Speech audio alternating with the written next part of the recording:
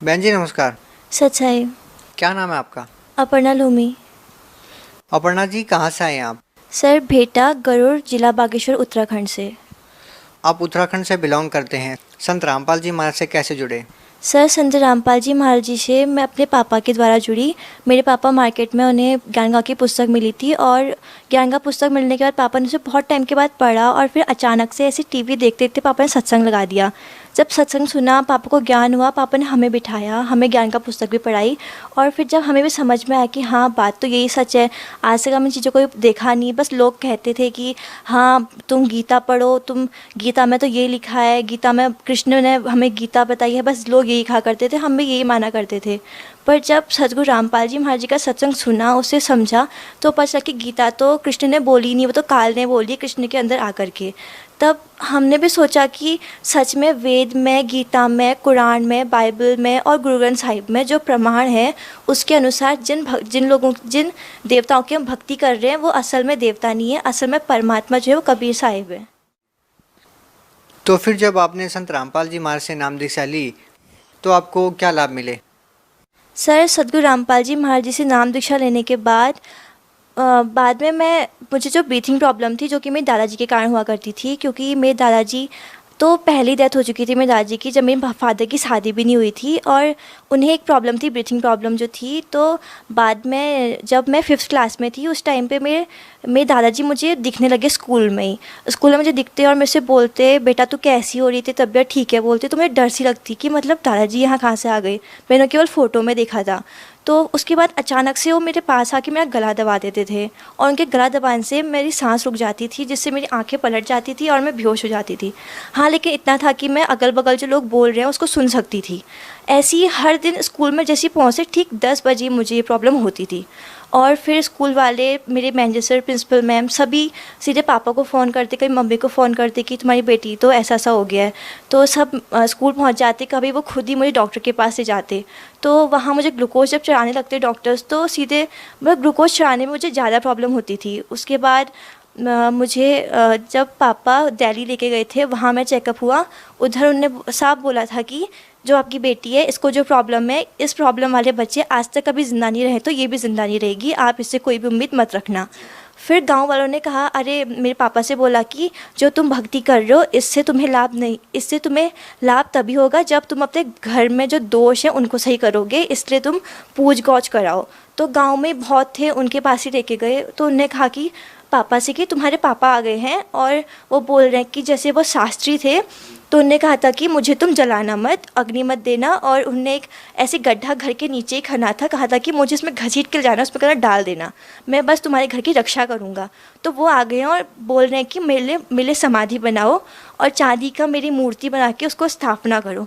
पापा ने कहा ठीक है, पापा ने वो भी किया। पर कुछ दिन तो लाभ हुआ, उसके बाद फिर वो लाभ बंद हो गया। तो हमारे वहीं एक मुस्लिम है, उनसे भी ताबीज़ पहनी, उनने भी कुछ पानी वगैरह पिलाया, उससे 2 दिन लाभ हुआ, फिर वो भी बंद। वहीं दूसरी तरफ मेरे पापा बहुत ज़्यादा शराब पीते थे और घर में आके हमेशा डांटते रहते थे मम्मी को भी। हमसे उतना तो नहीं बोलते थे, लेकिन मम्मी को बहुत डांटा करते थे, खाना खाने भी नहीं देते थे। साथ में भाई को भी आर्थराइटिस की प्रॉब्लम थी और वो स्कूल पहुँचता, घर में भी उसके अचानक हाथ पैरों में दर्द स्टार्ट होता, उसके बिल्कुल पैर चिपक जाते थे, सांस भी नहीं ले पाता था। उसके लिए कितने प्रॉब्लम्स, मतलब हर डॉक्टर के पास गए होंगे, सब ने कह दिया बाहर दिखाओ, यहाँ कोई उसका इलाज नहीं हुआ। फिर जब हल्द्वानी लेके गए, वहाँ प्रकाश पंत डॉक्टर हैं, उन्होंने बताया कि इसको तो आर्थराइटिस की प्रॉब्लम है। उसको हर 21 डेज़ के बाद इंजेक्शन लगते थे और अचानक से इंजेक्शन आने में बंद हो गए थे। पर डे उसको 2 टाइम्स की डोज खानी होती थी। और जब उसके बाद जब पापा को ज्ञान का पुस्तक मिली, हमने सत्संग देखा, परमात्मा का ज्ञान समझा। पापा हरिद्वार जा रहे थे, लेकिन अचानक पापा का दिमाग बदला। पापा ने कहा हरिद्वार नहीं, हरियाणा जाके आता हूँ। पापा हरियाणा गए, बरवाला सतगुरु रामपाल जी महाराज जी की शरण में गए। पापा ने वहाँ से नाम दीक्षा ली और पापा ने वहाँ ये सोच के नहीं गए थे कि मेरे बच्चे सही हो जाएंगे, यहाँ से कुछ लाभ होता होगा। पापा बस ये सोच के गए थे कि यहाँ तो आध्यात्मिक ज्ञान मिलता है, मैं ज्ञान प्राप्त करता हूँ। ज्ञान प्राप्त किया और उसी दिन से आज 5 दिसंबर 2016 हो चुका है, आज तक हमको कोई प्रॉब्लम आज तक दोबारा कभी भी नहीं हुई है। मेरे घर में कभी एक दवाई की गोली तक नहीं आई है किसी के लिए भी। बहन जी, आपको इतने सारे कष्ट थे, जैसे आप बीमार थे, आपके भैया भी बीमार थे, आपके पिताजी बहुत सारी ड्रिंक करते थे, आप लोगों के घर पे दुखों का पहाड़ था। उसके बाद आपने संत रामपाल जी महाराज से नाम दीक्षा ली और आप स्वस्थ हो गए। वहीं दूसरी ओर संत रामपाल जी महाराज पर आरोप लगते हैं और वो आज जेल में हैं। कैसा लगता है, क्या कहना चाहेंगे आप? सर, ये बहुत शर्मनाक बात है कि संत रामपाल जी महाराज जैसे गुरु को, तत्वदर्शी संत को जेल में डाला गया है, जिन्होंने हर अपने भक्त के सभी कष्टों का निवारण किया है। जो ऐसी जो कि डॉक्टर्स जिस पे हाथ छोड़ दे, बोल दे कि भाई इसको तो मरना ही है, और उसको तक अगर ठीक कर सकते हैं। और मेरी दादी थी, वो मतलब जस्ट गाड़ी में ऐसे बैठती थी, वो वॉमिटिंग स्टार्ट कर देती थी, और उत्तराखंड से हरियाणा जाने तक उनको एक बार भी वॉमिटिंग्स नहीं हुई, वरना हल्द्वानी जाने तक भी उनको ब्लड की और वॉमिटिंग्स होती थी। मतलब संत रामपाल जी महाराज जी की कृपा ऐसी है कि मेरी 99 ईयर्स की एक दादी थी और दूसरी दादी में 95 अबव थी। उन दोनों की ही प्रॉब्लम्स परमात्मा ने बिल्कुल सही कर दी। सद्गुरु रामपाल जी महाराज जी की ऐसी दया है। तो क्या ऐसा कोई संत जो ये सब चीज़ों को दूर कर सकता है, वो कोई गलत काम कर सकता है, जिसने गीता वेद के सभी के अनुसार बिल्कुल सही भक्ति बताई है? अगर किसी को विश्वास ना हो तो खोल के देख सकता है कि सद्गुरु रामपाल जी महाराज बिल्कुल भी गलत नहीं बोलते, बिल्कुल प्रमाण के साथ आपको बताते हैं सत्संग में। तो अगर वो गलत है तो वो आके बोल सकता है कि वो गलत यहाँ पे बता रहे हैं, लेकिन अगर वो गलत बोल ही नहीं रहे हैं, इसलिए कोई आ भी नहीं रहा है कि ये गलत है ऐसा कहने के लिए। तो जो बिल्कुल सच बता रहे हैं, बिल्कुल झूठी बात नहीं बोल रहे हैं, सभी भक्तों पर अपनी बिल्कुल दया कर रहे हैं, तो वो ऐसा संत क्या कभी भी कुछ गलत काम कर सकता है? तो इनको जेल में डालना बिल्कुल ही गलत है। उन्होंने कुछ भी ऐसा गलत नहीं किया है कि उनको जेल में डालना चाहिए।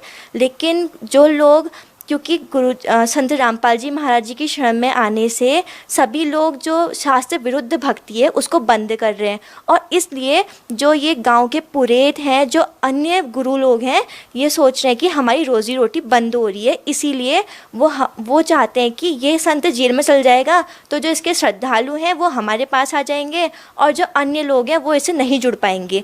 इसीलिए वो उनके ऊपर गलत दोष लगा करके उनको जेल में डालने की कोशिश कर रहे हैं। आप उन लोगों को क्या संदेश देना चाहेंगे जो ये कहते हैं कि भक्ति करने की कोई समय सीमा होती है? बच्चे क्या भक्ति करेंगे? भक्ति करने की एज होती है प्रौढ़ अवस्था। आप उन लोगों को क्या संदेश देना चाहेंगी? वो समझते हैं कि बच्चे क्या समझेंगे कि शास्त्रों में क्या लिखा है, क्या गीता जी में लिखा है। आखिर बच्चे कैसे निर्णय कर सकते हैं कि शास्त्रों में क्या लिखा है? संत रामपाल जी महाराज शास्त्रों के अनुसार भक्ति बता रहे हैं या नहीं बता रहे हैं, ये इस उम्र के बच्चे कैसे डिसाइड कर सकते हैं? आप उन लोगों को क्या कहना चाहेंगी? सर, उन लोगों को जो ये सोच रहे हैं कि भक्ति करने की कोई एज लिमिट होती है, कि बचपन में भक्ति नहीं करते हैं या बुढ़ापा होएगा तभी हम भक्ति करेंगे, अभी तो हमारे काम करने के दिन है या पैसे कमाने के दिन है, उनसे मैं ये कहना चाहूँगी कि ऐसा कुछ नहीं होता है। जब हमें परमात्मा की शरण चाहिए, हमें मोक्ष प्राप्ति चाहिए, तो हमें सभी के सभी शास्त्रों के आधार पे भक्ति करनी ही होगी। जो भी शास्त्रों में लिखा है हमें समझना ही होगा। और गीता में, वेदों में, बाइबल, गुरु ग्रंथ साहिब, कुरान शरीफ, सभी में बिल्कुल प्रमाण के साथ जब लिखा गया है कि कबीर इज़ गॉड, तो हमें ये बात समझनी होगी।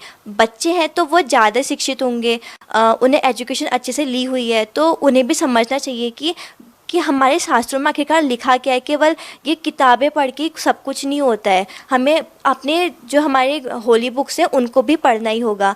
और फिर एज लिमिट की बात आती है तो ऐसा है कि कोई भी इंसान है, कभी भी उसकी डेथ हो सकती है, क्योंकि काल का चक्र ऐसा है कि वो बच्चा पैदा होते हुए भी मर सकता है, बच्चा जवान होकर मर सकता है और बुढ़ापे में भी मरता है।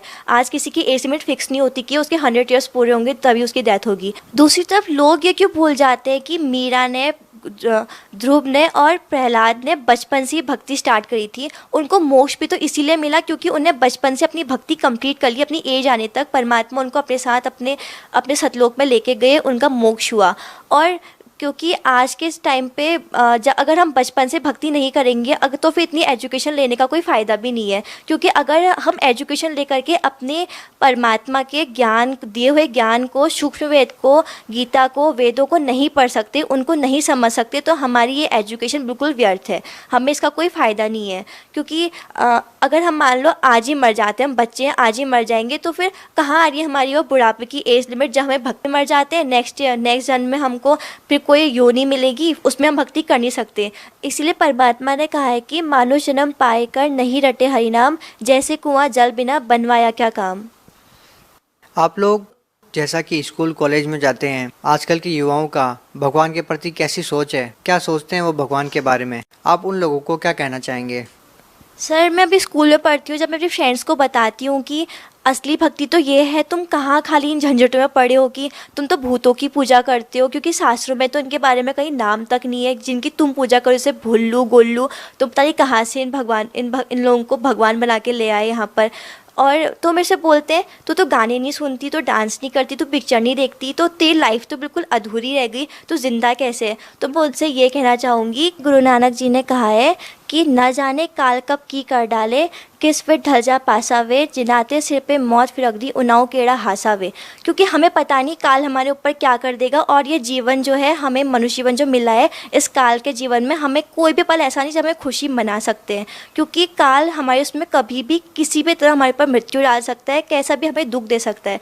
तो अगर हम परमात्मा की भक्ति नहीं करेंगे तो हमारे ऊपर वो दुख ज़रूर आएंगे। और परमात्मा तो अपने बच्चों के दुख को, अगर तलवार है तो उसको कांटे में बदल के उसे ख़त्म कर देते हैं। कुछ और कहना चाहेंगे संत रामपाल जी महाराज की भक्ति के बारे में, या आपके कुछ विचार हो जो आप समाज को बताना चाहते हैं?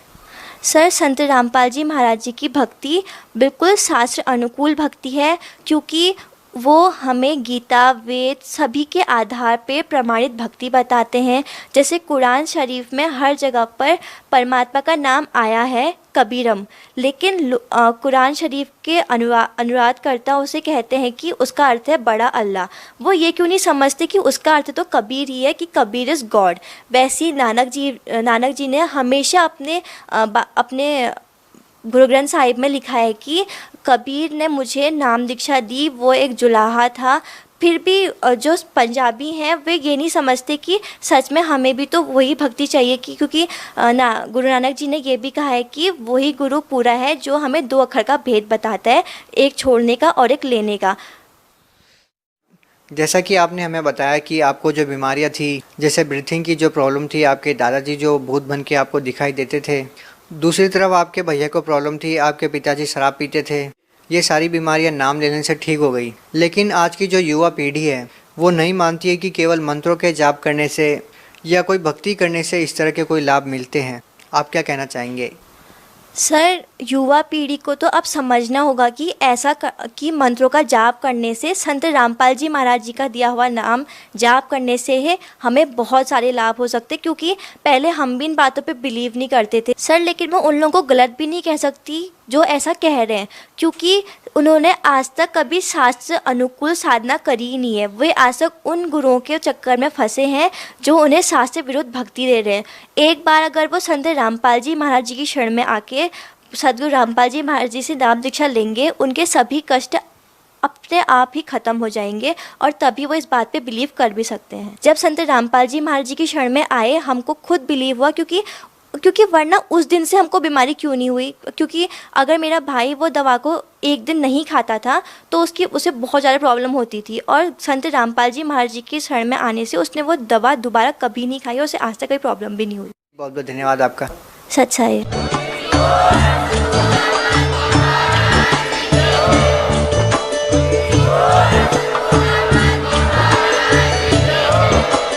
आप सुन रहे थे जगत गुरु तत्वदर्शी संत रामपाल जी महाराज जी के मंगल प्रवचन। अधिक जानकारी के लिए विजिट कीजिए हमारी वेबसाइट www.jagatgururampalji.org। संत रामपाल जी महाराज जी के शुभ आशीर्वाद से पूरे विश्व भर में 500 से भी ज्यादा नाम दीक्षा केंद्र हैं, जिन पर संत रामपाल जी महाराज जी द्वारा ऑनलाइन नाम दीक्षा दी जा रही है। अपने नजदीकी नाम दीक्षा केंद्र का पता करने के लिए संपर्क करें 8222880541।